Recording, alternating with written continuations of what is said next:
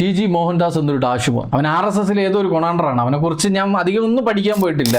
ബലാത്സംഗം ബലാത്സംഗമായിട്ട് നടക്കും. ഒരു ദൈവം സഹായിച്ച് അതിന് പരാതി ഉണ്ടാവില്ല. ബലാത്സംഗം ഇഷ്ടപ്പെടുന്ന സ്ത്രീകളുണ്ടല്ലോ, പെൺകുട്ടികളുണ്ട്. അപ്പോൾ ബലാത്സംഗം ഇഷ്ടപ്പെടുന്ന ആൾക്കാരുണ്ട്, പ്രത്യേകിച്ചും ഇടതുപക്ഷ, മതനിരപേക്ഷ, ജനാധിപത്യ, വർഗ, ബഹുജന, ഡിമാല, ഗുണ്ടി, ഗുണ്ടന്മാരൊക്കെ ഈ കാരണം അവന്റെ ഈ ഒരു വീഡിയോ കണ്ടപ്പോൾ ഞാൻ തീരുമാനിച്ചു ഇനി അവന്റെ ഫേസ് വെച്ച് വരുന്ന ഒരു വീഡിയോ കാണാൻ പാടില്ലെന്ന്. കാരണം കണ്ടു കഴിഞ്ഞാല് നമ്മൾ സമനില തെറ്റി എന്തെങ്കിലും വിളിച്ചു പറഞ്ഞു പോകും. കാരണം അമ്മാതിരി തെമ്മാടിത്തരമാണ് ഇവൻ ഓരോ ഇന്റർവ്യൂ എന്നും പറഞ്ഞ് കുറെ ചാണക ചാനലിൽ ചെന്നിരുന്ന് മെഴുകി തെളിക്കുന്നത്. സത്യം പറഞ്ഞു കഴിഞ്ഞാൽ 0.01% പോലും വിവരം തലയ്ക്കകത്തില്ലാത്ത RSSന്റെ മൂക്കാത്ത ചാണകമാണ് ഈ ടി.ജി. മോഹൻദാസ് എന്ന് പറയുന്നത്. അവന്റെ പ്രായം കണക്കാക്കി പറയണം, അവൻ ആ ഒരു മര്യാദ കൊടുക്കണം എന്നൊന്നും എനിക്ക് തോന്നിയിട്ടില്ല. അതുകൊണ്ട് തന്നെയാണ് അവൻ ഇന്ന് വിളിച്ച് സംസാരിക്കുന്നത്. ഞാനിവിടെ കാണിച്ച വീഡിയോയിൽ ഇവന് എന്ത് തരം വൃത്തികെട്ട മാനം കെട്ട ഒരു പരാമർശമാണ് പറഞ്ഞിരിക്കുന്നത് എന്നുള്ളത് നിങ്ങൾ കേൾക്കുമ്പോൾ തന്നെ മനസ്സിലാവും. ഞാനിവിടെ കുറച്ചേ കൊടുത്തിട്ടുള്ളൂ, പക്ഷെ നിങ്ങളെല്ലാവരും സോഷ്യൽ മീഡിയയിൽ ഇതിന്റെ ഏകദേശം ഭാഗങ്ങളെല്ലാം കണ്ടിട്ടുണ്ടാവും. കാരണം ഇതിപ്പോൾ വൈറലാണ്. ഇതിനു മുമ്പുള്ള അയാളുടെ ഒരു വിഷ്വൽ കൂടി ഞാനിവിടെ കാണിക്കാം.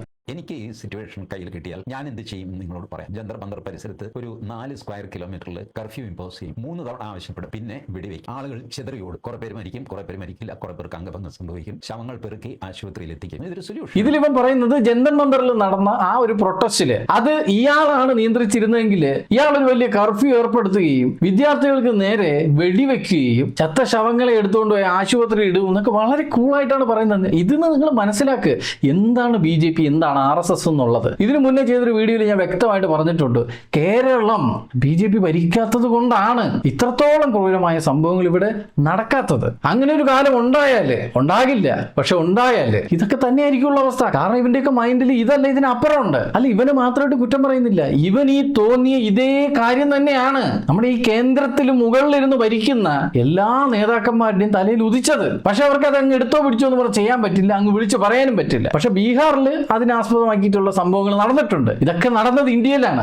അപ്പോഴാണ് കേരളത്തില് ഇവനെ പോലൊരു RSSന്റെ മലവാണം വന്നിരുന്നത് ഇങ്ങനെ വായി തോന്നിയത് മുഴുവനും വിളിച്ചു പറയുന്നത്. ഞാൻ മോശമായിട്ടാണ് സംസാരിക്കുന്നതെന്ന് എന്നെ ഇഷ്ടപ്പെടുന്ന ഈ വീഡിയോ കാണുന്ന ആർക്കെങ്കിലും തോന്നുന്നുണ്ടെങ്കിൽ ഞാൻ അവരോട് ക്ഷമ ചോദിക്കുന്നു. വേറെ നിവൃത്തി ഇല്ലാത്തത് കൊണ്ടാണ് ഇങ്ങനെ പറയേണ്ടി വരുന്നത്. അല്ല, ഇവനൊക്കെ ഏത് കോണത്തു നിന്ന് ഇറങ്ങി വരുന്നതാണ് ഇപ്പൊ? അല്ല, ഇവന്റെ വീട്ടിൽ സ്ത്രീകളില്ലേ? ആഭ്യന്തരമന്ത്രിയുടെ ഭാഗത്തു നിന്നും ഇവനെതിരെ ഒരു നടപടി സ്വീകരിക്കാൻ പോകുന്നു എന്നുള്ളൊരു സംഭവം അറിഞ്ഞു. സത്യമാണോ ഇല്ലയോ എന്നറിയില്ല, പക്ഷെ സത്യമാണെങ്കിൽ ഒരു 100 നന്ദി ഞാൻ ആഭ്യന്തരമന്ത്രി ശ്രീ രമേശ് ചെന്നിത്തലയ്ക്ക് പറഞ്ഞുകൊള്ളുകയാണ്. കാരണം മോൺ ടൈമിലാണ് നിങ്ങൾ ഇവനെതിരെ നടപടി എടുത്തത്. പിടിച്ചകത്തിട്ട് 2 അലക്കം കലക്ക്. ഇനി ഒരിക്കലും അവന്റെ ഈ വാ കൊണ്ട് ഇങ്ങനെയുള്ള പ്രസ്താവനകൾ മുന്നോട്ട് വെക്കരുത്. ഇവനൊന്നും കേരളത്തിൽ ഒരു പവർ ഇല്ലാതിരിക്കുമ്പോൾ ഇതാണ് അവസ്ഥയെങ്കിൽ എന്തേലും ഒരു പവർ കിട്ടിപ്പോയി കഴിഞ്ഞാൽ എന്തായിരിക്കും അവസ്ഥ?